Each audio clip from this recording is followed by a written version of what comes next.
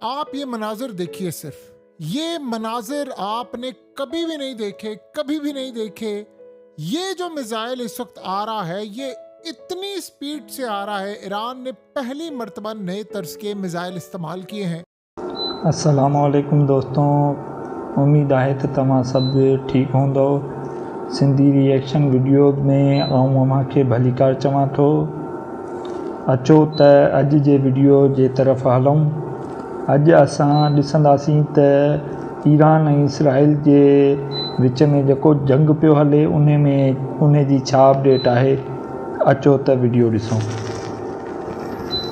बिस्मिल्लाहिर्रहमानिर्रहीम। अस्सलाम वालेकुम। हकीकत टीवी साइंस एंड हेल्थ में खुश आमदीद। आप ये मनाज़र देखिए सिर्फ। ये मनाज़र आपने कभी भी नहीं देखे, कभी भी नहीं देखे। ये जो मिसाइल इस वक्त आ रहा है, ये इतनी स्पीड से आ रहा है। ईरान ने पहली मर्तबा नए तर्ज के मिसाइल इस्तेमाल किए हैं जो इसराइल में जाकर सीधा बिल्कुल हिट कर रहे हैं कि दुनिया की कोई ताकत, कोई डिफेंस सिस्टम, कोई फोर्स इसके आगे बेबस है। इन्होंने कहा था कि आज से इजराइल की तबाही का जो चैप्टर है वो वाला दुनिया देखेगी जो आज से पहले नहीं देखा। अब आप अंदाजा कर ले कि ये तो दूर से सीसीटीवी फुटेजेस या कैमरास या दीगर चीजें हैं, वहां से आपको पता चल रहा है। तो सोचें, जिस जगह पर ये जाकर मिसाइल गिरे हैं वहां पर कोई जिंदा सलामत नहीं बचा। डेफिनेटली बात है, ये सूरत हाल इतनी खतरनाक है। ये किसी फिल्म का हिस्सा नहीं है, ये किसी हॉलीवुड की फिल्म का, किसी गेम का हिस्सा नहीं है। ना ये किसी गेम, ना मूवी, ये बिल्कुल डायरेक्टली रियल टाइम में आप अंदाजा करें कि ईरान ने तबाही मचाई है। और उनके मिसाइलों में अब उन्होंने वो मिसाइल गालिबन इस्तेमाल करने शुरू किए हैं जो उन्होंने 2025 की जो जंग थी पिछले साल उसके बाद बनाए थे। असल में ये वो मिसाइल थे जो उन्होंने देखा कि हम ईरान के थ्रू जब अटैक करेंगे तो कौन सा डिफेंस सिस्टम रोकता, कौन सा नहीं। उन्होंने उसके हिसाब से डिजाइन किए, प्रोटोकॉल पूरा सेट किया। अब गालिबन ये वो वाले मिसाइल हैं जो वो अब मार रहे हैं और वो सीधा जाकर हिट करें। इन्होंने नहीं रुकना, ये आप ज़हन में रख लें, ये नहीं रुकने वाले। लेकिन आप अंदाजा करें कि सूरत हाल में अब एक बंदे की एंट्री हुई है, उसका नाम है पुतिन। पुतिन ने एंट्री की है रूस के प्रेसिडेंट ने और कहा है कि जी मैं जंग बंद करवाने के लिए तैयार हूँ, मैं बातचीत कर लूँगा और मैं मिडिल ईस्ट, गल्फ और इन सब से मैं जंग बंद करवा सकता हूँ। अब उनका इस वक्त यानी रूस के सदर की एंट्री इस वक्त क्या कहती है?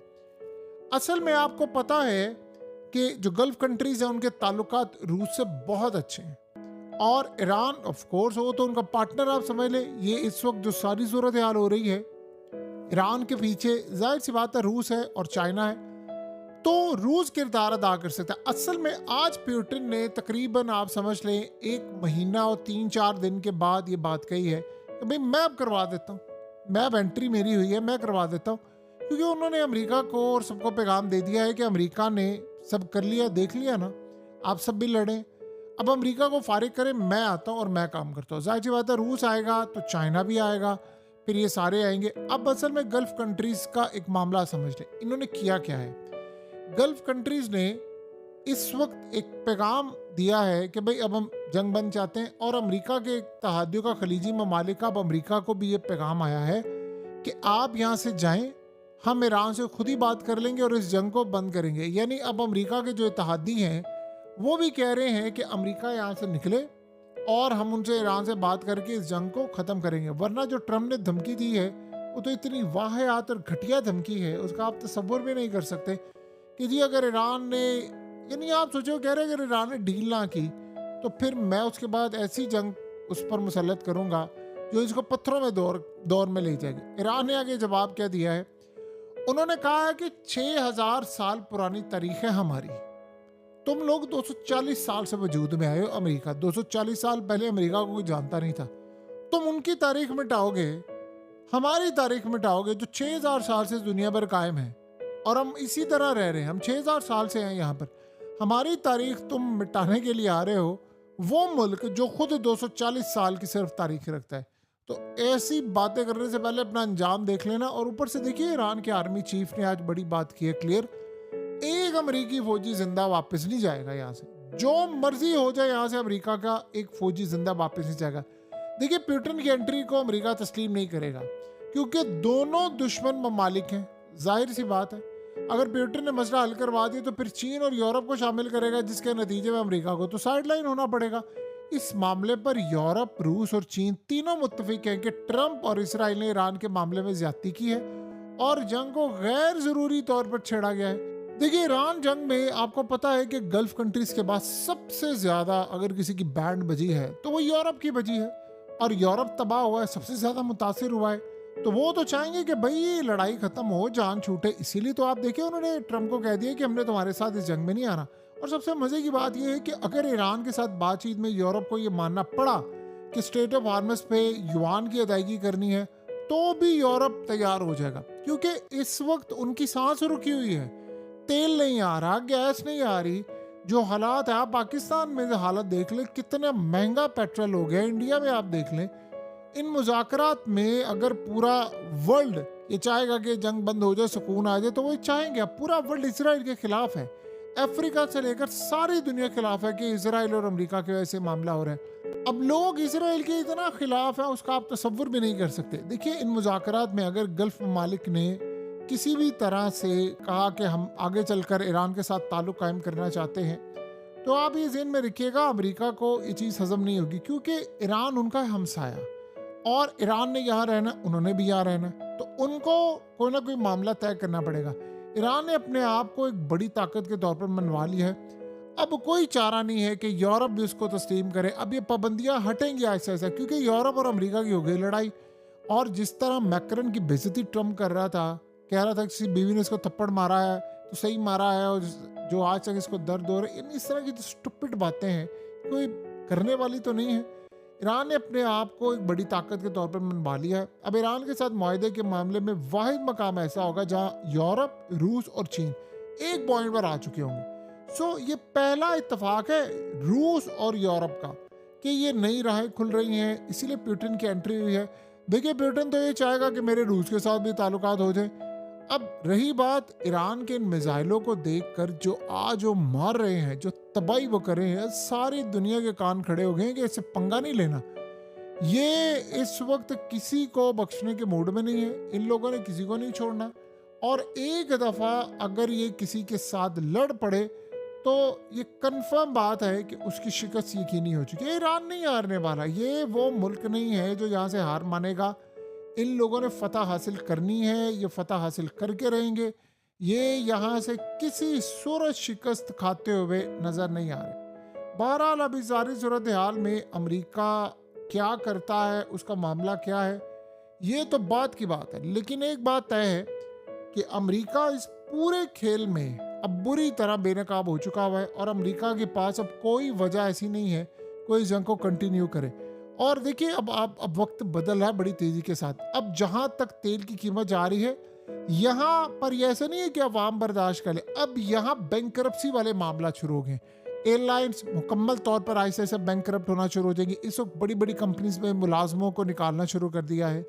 पूरे वर्ल्ड के अंदर रिसेशन इस वक्त हो रहा है, और ये जैसे जैसे बढ़ता जाएगा आप देखेंगे फलाना बैंक जो है वो ख़त्म हो गया, फलाना ख़त्म हो गया, ये ख़त्म हो गया। पूरे वर्ल्ड के अंदर ये सारे का सारा मामला इस वक्त होना शुरू हो गया।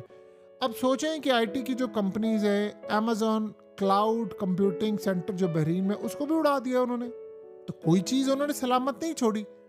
उसकी वजह यह है कि अमेरिका, आपने गौर किया एक चीज़, अमेरिका अटैक कर रहा है ईरान पर, इजराइल भी कर रहा है, लेकिन उनके अटैक में कमी आई है क्योंकि उनके पास मिसाइल ख़त्म हो रहे हैं। और दूसरा, अमेरिका ने जो ड्रोन्स भेजे हैं, उन ड्रोन्स को ईरान ने उड़ाया है। काफ़ी हद तक उनका डिफेंस सिस्टम इस वक्त काम कर रहा है, और उनको ख़तरा क्या है, ये वो सोचते हैं कि जी F-35 अगर एक हमारा इनके हाथ लग गया ना, देखिए F-18 गिराया है, F-16 गिराया है, F-15 गिराए हैं, F-35 को हिट किया है। तो उनको लगा कि अगर हमारा एक F-35 इनके हाथ लग गया ना, इन्होंने हमारी ईंट से ईंट बचा देनी है और ये छोड़ेंगे नहीं। वैसे भी आज जो इस वक्त हुक्मनामा जारी हुआ है उसके मुताबिक तो ये सूरत हाल है ना कि आप यहाँ से फौजी अड्डे उठाएं और निकलें यहाँ से, बस ये निकलने वाला आप काम करें। इससे ज़्यादा की सूरत हाल बर्दाश्त नहीं की जाएगी। तो इस वक्त तिल अबीब का जो हाल हो रहा है, जिस तरह मिसाइल गिर रहे हैं, ये आप समझ रहे, ईरान जो चाहेगा वो करेगा। इस वक्त आप अंदाज़ा कर लें कि लॉकडाउन की सूरत हाल है। तकरीबन इजराइल में लॉकडाउन की सूरत हाल है, लोग घर से बाहर नहीं निकलना चाहते, वो इतना ज़्यादा इस वक्त अपसेट है और ये हालात वाकई परेशान कर देने वाले हैं। इजराइल के लिए भी बहुत ज़्यादा तबाही हो रही है, बहुत बड़ी तबाही हो रही है, और जितनी देर तक अमेरिका को आप इस खित्ते से नहीं निकालेंगे, आपकी तबाही होती रहेगी, होती रहेगी, होती रहेगी, और इस तबाही को कोई दुनिया की ताकत रोक नहीं सकती। बहरहाल अब देखना ये है कि इजराइल के जो मामला था, देखिए इजराइल का तो डिफेंस सिस्टम अपना तो बकवास फेल हो गया, अमेरिका का फेल हो गया। अब आप ईरान के साथ क्या करेंगे? ईरान आपको मारता रहेगा, मारता रहेगा। आपके पास क्या चीज़ है? ईरान असल में चाह रहा है कि तेल की कीमत ऊपर जाती रहे, जाती रहे, जाती रहे। वहाँ चीज़ें ईरान को सूट करती हैं, तो ईरान जाहिर सी बात है इस पूरे खेल के अंदर आगे बढ़कर ये काम करेगा। तो देखते हैं कि अब अगले मरहले के अंदर हालात कहाँ पर जाते हैं। लेकिन एक बात तय है, इस जंग को ईरान ने जीत लिया है, आप उसको हरा नहीं सकते। आपको उसको नक्शे से हटाने की जो बातें हैं ना, आपको बंद करना पड़ेंगी, और अल्टीमेटली ये काम होगा कि अमेरिका का सदर आएगा, विक्ट्री स्पीच करेगा और ऐलान कर देगा हम स्टेट ऑफ हॉर्मस से निकल रहे हैं, दैट्स इट, खत्म। दोस्तों अमांखे असांजो ही वीडियो कीअं लॻो, अवां पंहिंजे कमेंट बॉक्स में पंहिंजी राय जो इज़हार करे सघो था। ऐं जे तव्हांखे वीडियो सुठो लॻो आहे त वीडियो खे लाइक कंदा, असांजे हिन चैनल खे सब्सक्राइब कंदा ऐं बेल आइकॉन खे ऑल ते प्रेस कंदा, त जीअं नओं को वीडियो अपलोड कयूं त तव्हां ताईं नोटिफिकेशन पहुची वञे। महिरबानी। Thanks for watching.